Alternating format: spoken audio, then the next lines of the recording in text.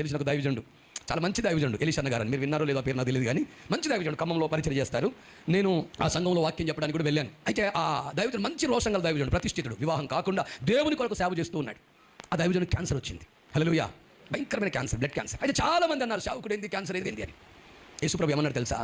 ప్రతిబంధించేవాడను నేనే, బ్రతికించేవాడను నేనే.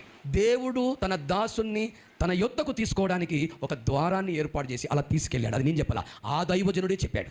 వాస్తవం చెప్పాలంటే ఒక సభలో మొదట నేను వాక్యం చెప్పాలి, ఆ తర్వాత తను వాక్యం చెప్పాలి.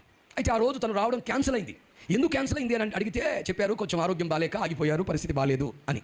నిజంగా ఆ దైవజనుడు చనిపోయాడు, ఇప్పుడు ప్రభు మహిమలో ఉన్నాడు. కానీ ఒక మాట చెప్తున్న బిడ్డలారా, ఆయన చనిపోతున్న దినమున ఆయన ముఖమట ఒక ప్రకాశమానమైన స్థితిలో వెలిగిపోతూ ఉందట.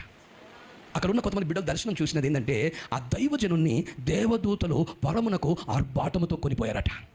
హల్లెలూయా. ఒక మాట చెప్తే వినండి,